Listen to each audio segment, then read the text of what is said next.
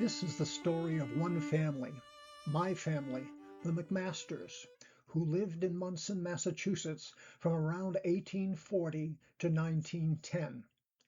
It's also the story of their town and their country in an age when the winds of change were sweeping across the continent. Those were tumultuous times, times when no one knew what the future held for the McMasters, for Monson, or for America.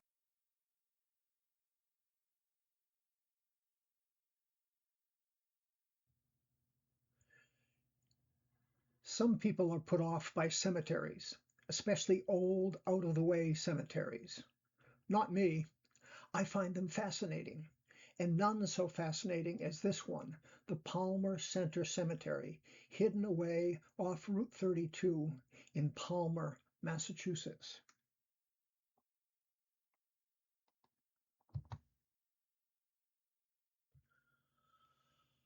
Among the oldest monuments in that cemetery are beautifully carved and ornamented stones that mark the graves of my earliest ancestors in America, John McMasters and Catherine Ames McMasters.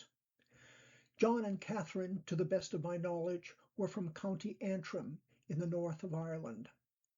They married around 1714, then embarked on what must have been a harrowing adventure in those times, crossing the Atlantic in a sailing vessel less than 100 years after the Mayflower, some 60 years before the birth of our nation. The couple first tried unsuccessfully to settle in Leicester, Massachusetts, near Worcester, then finally came to Palmer. Say what you will about the McMasters, one thing is certain. They were a prolific bunch. John and Catherine had at least 6 children, 41 grandchildren, and 145 great-grandchildren. One of those great-grandchildren, Theron McMaster, was born in Palmer in 1794. If you're wondering about the name Theron, his mother's name was Mary Hunter, and Theron is the Greek word for hunter. And that name persists in the family to this day. You'll hear it again and again as we travel through the next 4 generations.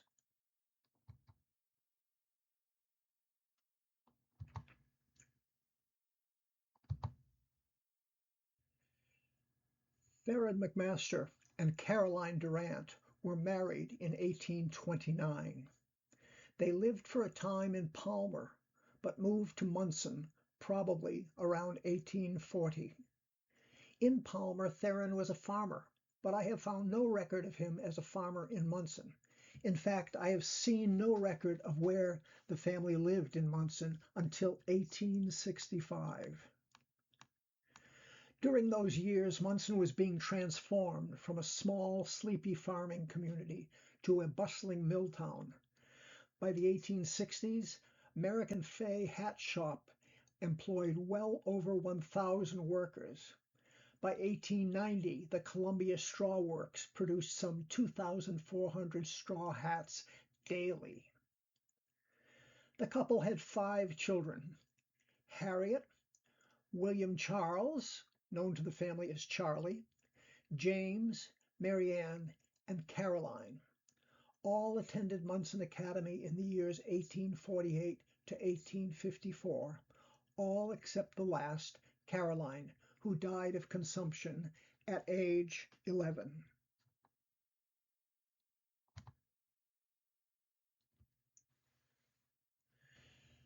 The McMasters have always been keepers, not hoarders, mind you, but keepers, especially of precious family things. And among those precious things are over 200 letters dating from the 1850s, many of which were written by or to one of those 4 children, their spouses, their children, or their friends.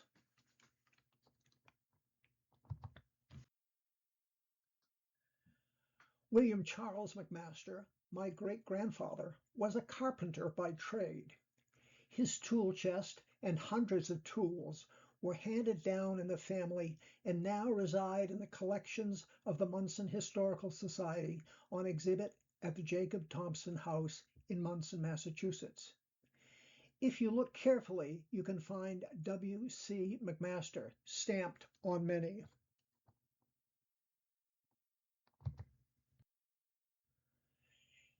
Based on the letters he received from young women, I get the impression Charlie was a ladies' man, a playa, as we might say today.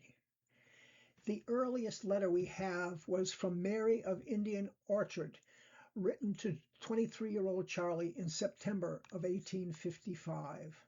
She wrote, "I am at this moment as devotedly attached to you as ever, and my heart tells me that my affections can never change except to grow stronger with every year." Then she added, "To express my mind, I think you would go with any girl if you thought I should not find it out." Childhood diseases were rampant throughout the 19th and early 20th centuries. It has been estimated that only 50% of all children born in the mid-19th century survived to age 12. And we see that again and again in the McMaster family. Hattie Mae Beach, daughter of Harriet McMaster, died at age 7. Mary E. McMaster, my father's sister, died of diphtheria at 1 year of age in 1909. And, as I mentioned, Carrie McMaster, the last child of Theron and Caroline, died in 1858 at age 11. Shock and grief at that tragedy may well have played a role in the decision by 27-year-old Harriet to leave Monson just a few months later.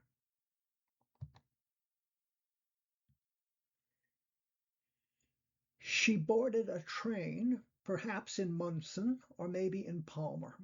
Her destination, St. Charles, Illinois, about 30 miles west of Chicago. It was a grueling 900-mile trip back then, and it took 4 days or longer.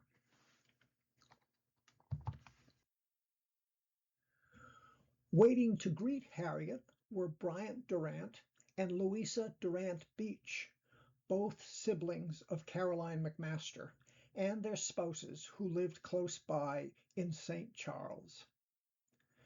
For the next year, Harriet lived with the Durants in this house, a house that her uncle built, a house that stands to this day and is now on the National Register of Historic Places. Both the Durants and the Beaches had moved to St. Charles from Palmer over 20 years earlier. Like hundreds of thousands of people from the eastern states in those times, the Durants and Beaches made the trip west, bought some land, and farmed quite successfully, at least until 1859, when a natural catastrophe befell them.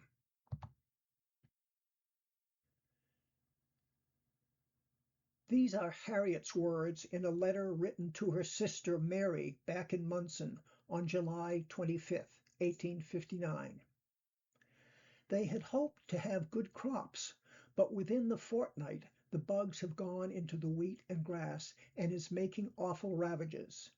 I have seen corn stalks covered up about 1/4 yard, so it looked as though there were a piece of black cloth wound around it, just one complete mass of bugs. Uncle Beach has a field of 16 acres in the front of his house, and part of it is wheat and part corn. The bugs took the wheat first and went through it in about 3 days, and are now upon the corn. It is really a melancholy sight. Those worms were called army worms, and they decimated crops across Illinois that summer. Many farmers went bankrupt, many farms were lost, but somehow the Durants and the Beaches managed to weather the invasion.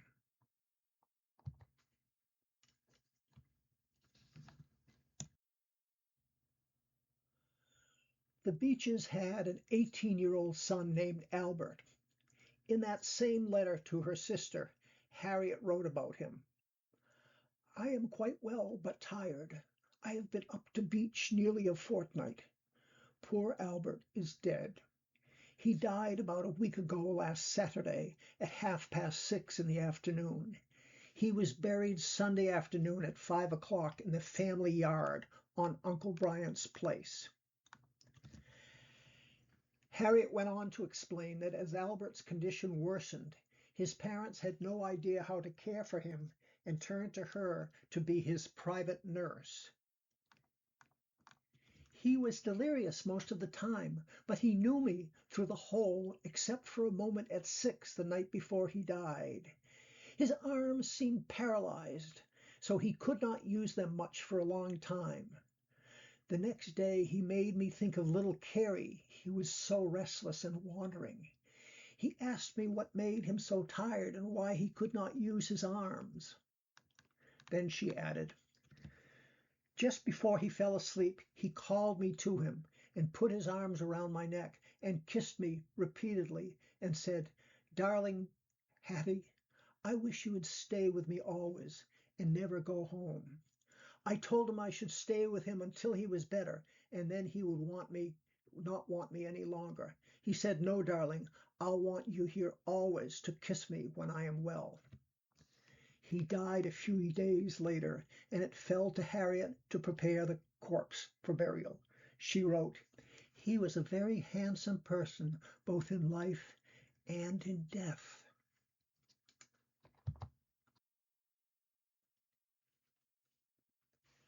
Harriet was heartsick, both at the death of young Albert and the loss of the family's crops, but she soldiered on.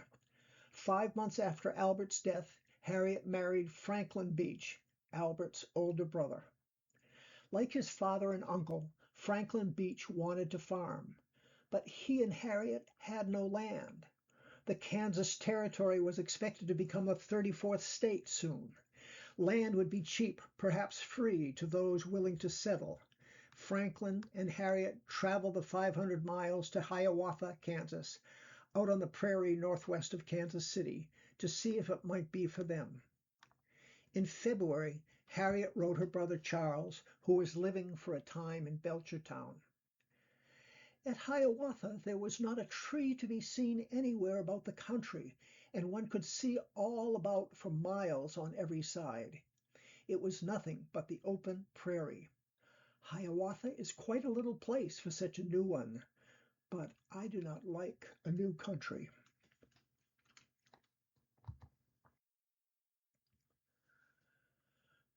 But by 1865, Franklin and Harriet had given up their dream of settling in Kansas and farming. They returned to Monson. Franklin found work at the hat shop in Monson. His job is listed in the census as bonnet blocker. So far as I can tell, he worked at that job for the remainder of his life. They eventually purchased a home on State Street. The couple had 3 children. The first, a girl, they named Caroline or Carrie, after Harriet's little sister, who had died at the age of 11. They had 2 more children, Harriet May and Albert Theron. Both died very young.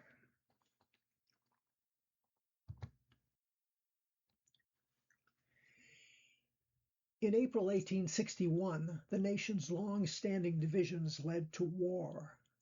The rebellion, as it was often called, was a long and brutal war, and it took a terrible toll, some 750,000 deaths on both sides. The war cast a pall over the citizenry of Monson. Some 150 men from Monson enlisted. Everyone feared the news of the death or injury of a loved one, and those fears were warranted. According to one source, 29 men from Monson died, almost as many from disease as from battle injuries.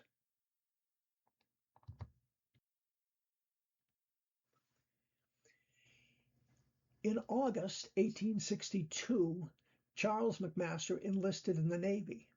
He was stationed on the U.S. gunboat Stars and Stripes in Key West, Florida, which was held by the U.S. Navy throughout the war. His family worried terribly for Charlie and several other family members.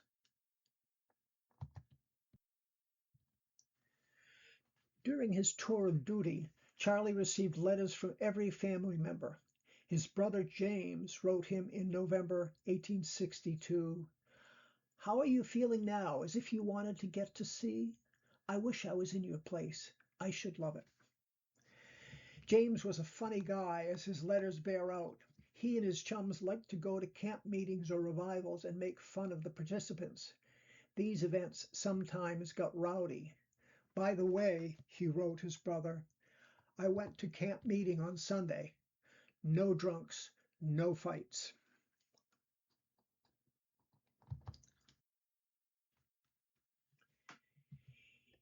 In the same letter, we can see that James is following the news of the war. He writes, "Mr. Mack," that would be General George McClellan, "has been sent home to his wife, and Burnside," that would be General Ambrose Burnside, "put in his place, and the country is expecting great things. Hope they will not be disappointed."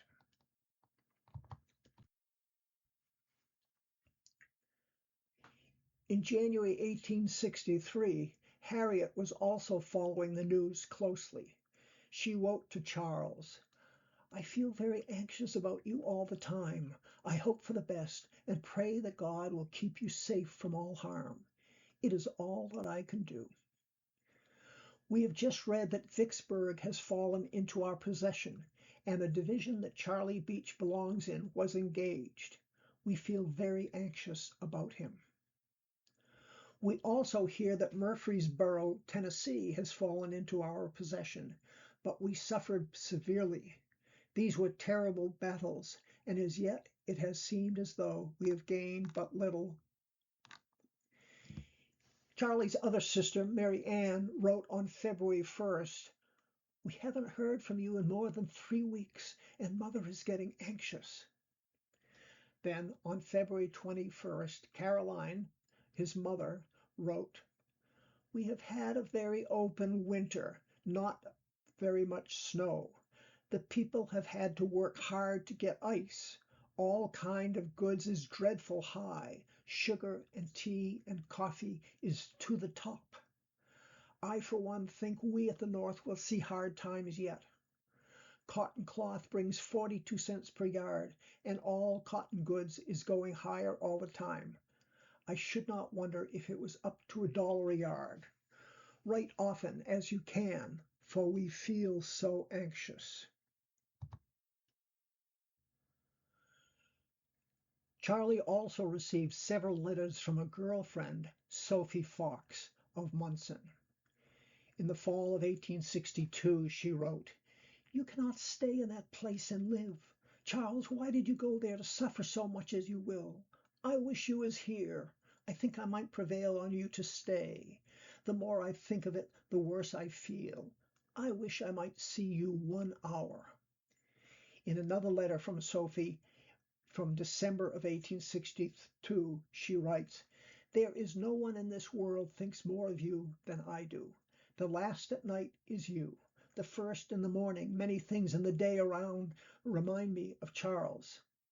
This ring on my finger I will not part with for all, and if I ever see you, you shall have me." In yet another letter from Sophie in June of 1863, she writes, "Little Sis says, tell Charlie to come home and not let the rebels kill him." The letter seemed to drag on, and Sophie seemed to be aware of it, because she finally wrote, "I must not write any more. You cannot read this, and I hope you will burn it soon as you read it, so no one will ever see it. Sorry, Sophie, I couldn't resist." Charlie survived and returned to Monson in July of that year, his hearing badly damaged. By 1865 he found work as a carriage maker. After 1870, the census data show that he worked as a straw hat presser.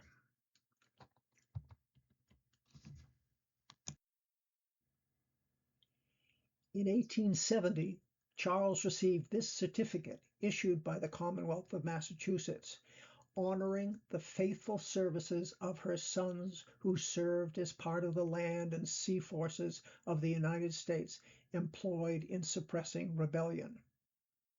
It was signed by Governor William Claflin.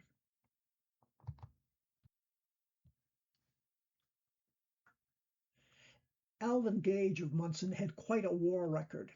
He enlisted on December 16, 1861, was taken prisoner on May 16, 1864, was held at two infamous Confederate prisons, Andersonville and Libby, and was exchanged at Savannah on October 19, 1864. He then rejoined his regiment in North Carolina and continued to serve until June 26, 1865. Alvin returned to Monson a hero and soon became a very successful businessman. A few years later, he married Mary Ann McMaster.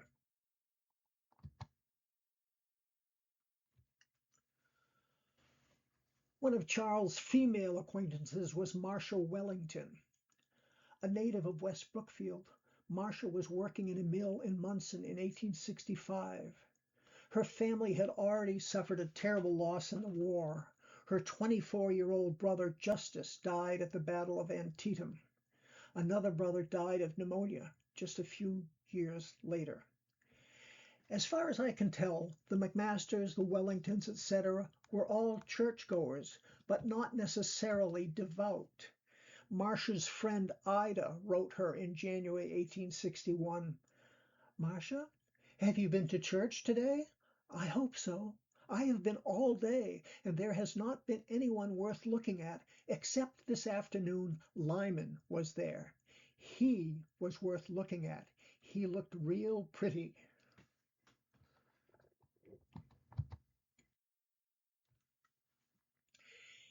Near the end of the war, Marcia wrote a letter to an injured Union soldier named Charles S. Willard, who was recuperating in a hospital in Worcester. Writing such letters was likely a project of a church or women's civic group.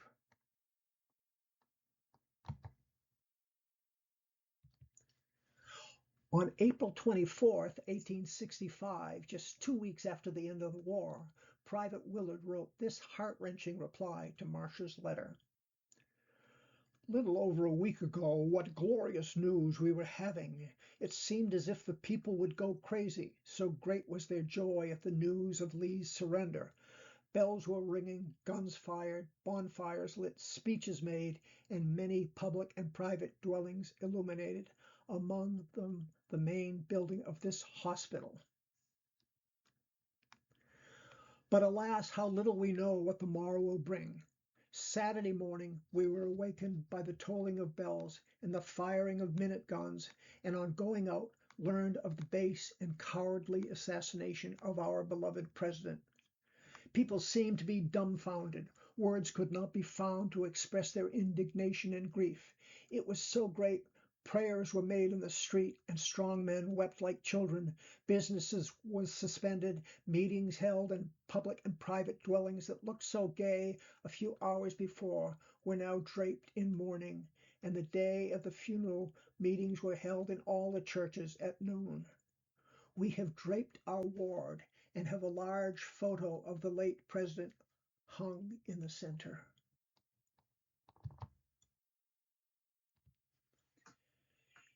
Several years later, Charles and Marcia became engaged.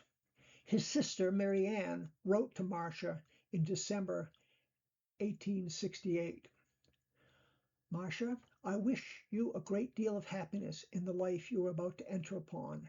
And let me say here that the friends are all very much pleased with Charles's choice.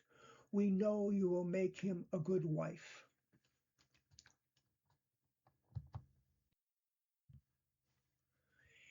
In time, they purchased this home on State Street, a house that still stands to this day. In the foreground are Charles McMaster and his father-in-law, Apollos Wellington.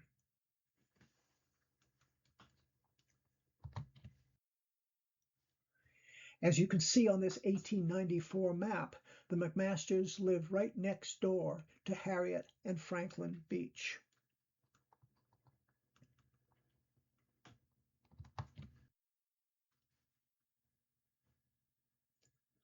Mary Ann McMaster, the youngest of the surviving children, also worked in a mill in Monson. As I mentioned, she married Alvin A. Gage in 1867. The couple lived in a large home on Main Street, perhaps the building at 200 Main that today houses the Monson Arts Council.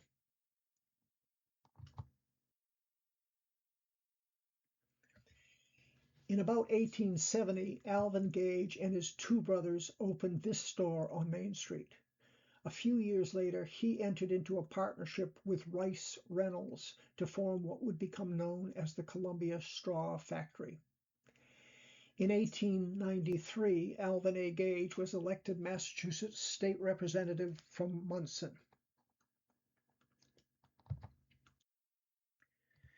Sadly, Alvin Gage died on May 25, 1894, after serving just 1 year in the legislature. This article explains how he fell from a chair while doing some painting in his home and broke his neck.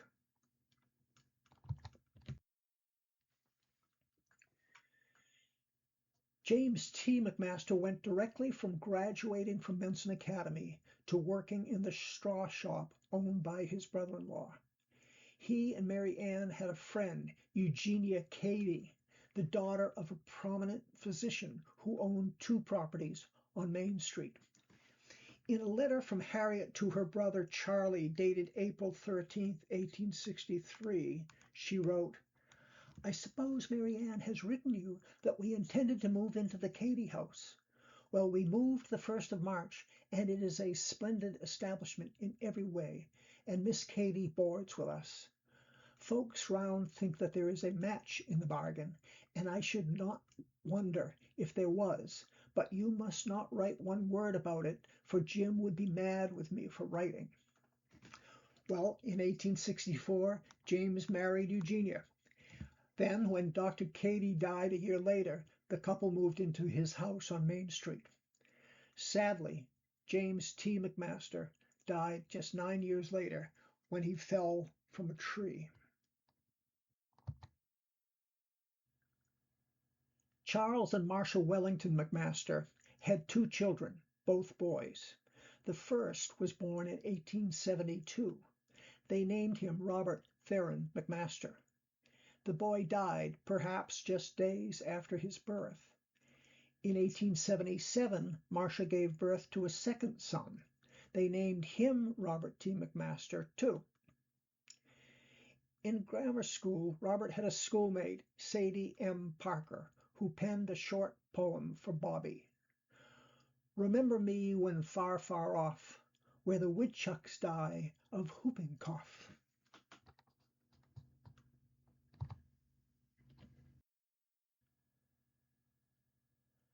Like his aunts and uncles, Robert attended Monson Academy, and by all indications he was a good student. Several of his notebooks were among our family treasures, all written out very neatly in a good hand. They are now in the archives of Wilbraham and Monson Academy.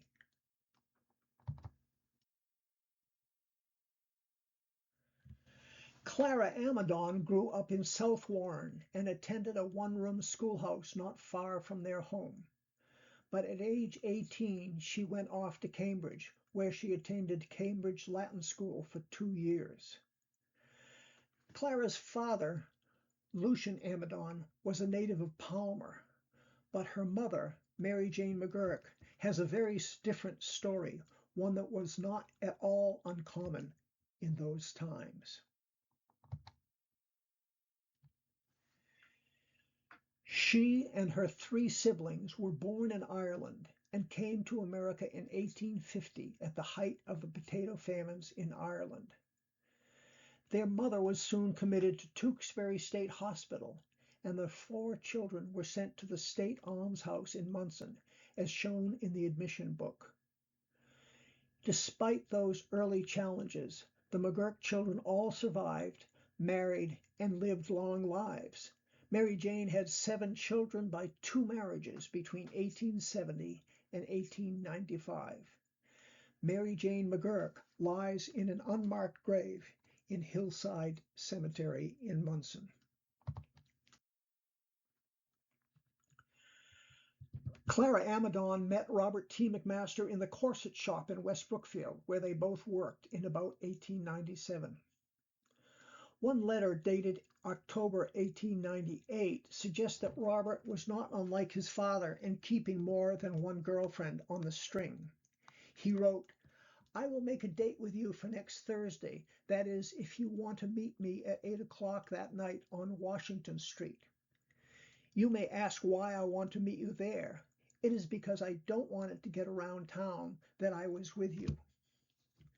But it seems Clara was playing the same game according to this letter Robert wrote to her in April 1899.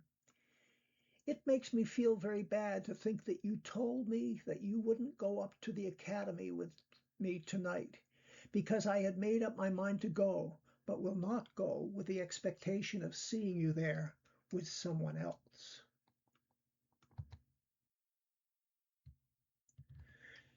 Somehow they worked it out. But in June 1899, Robert wrote Clara about an exciting experience he had with his father. "Father and I went and saw the president," that would have been President McKinley, "and he shook hands with the gentleman.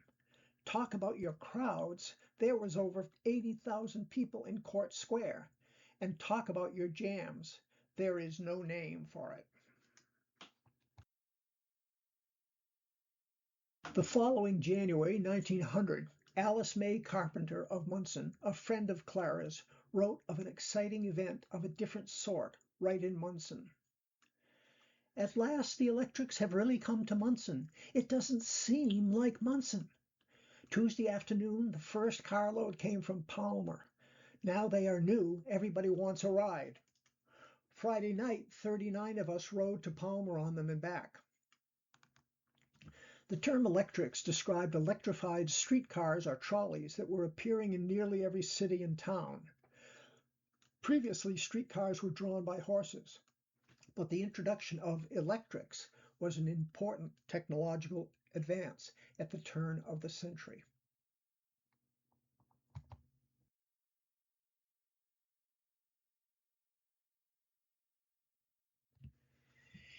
In May of 1901, Clara's feisty personality comes out in this letter to Robert. "I suppose you looked for a letter from me the last of the week. But as you waited 1 week between your letters, I thought I would do the same by you. However, I will say I was very glad to get your letter, as I began to think something had happened to you."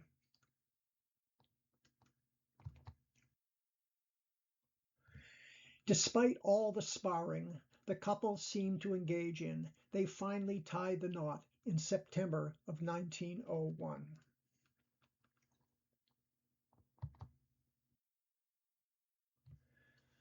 But a few years ago, while perusing our family Bible, I noticed something peculiar.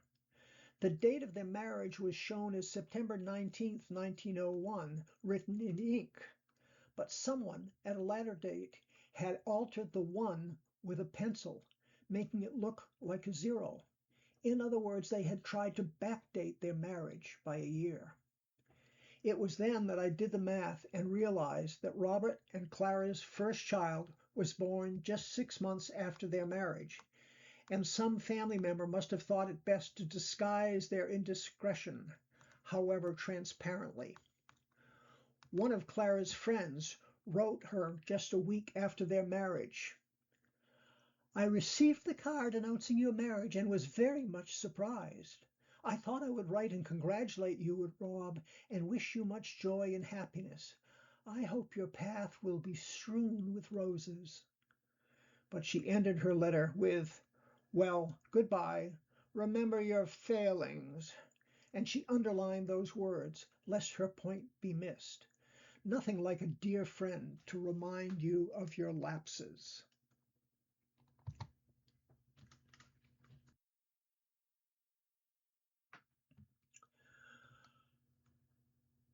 Robert and Clara McMaster had 5 children. In about 1910 they moved to Southbridge, where Robert took a job at American Optical Company. Sadly, Robert died of cancer 10 years later. Their only son was Robert W. McMaster, born in 1910. In that photo, you can see him with his only son, Robert T. McMaster, the T, of course, standing for Theron. And I regret to report that he will be the last Theron and the last male McMaster descendant of the McMasters of Monson.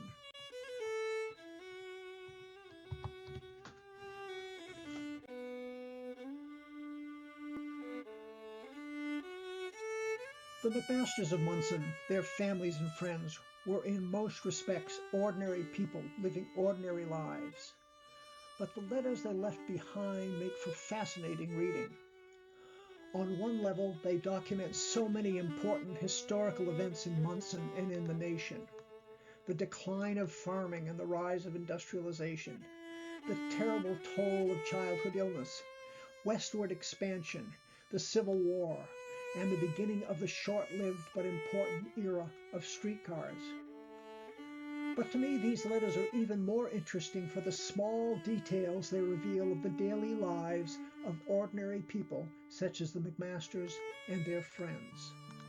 Their courtships and the ups and downs of young love, their recreation, skating, swimming, sleigh rides, coping with sickness and death, worrying about loved ones far away at war, even about language and letter writing. It's the kind of history you seldom read of in history books. I hope you have enjoyed it, and thank you for joining me today.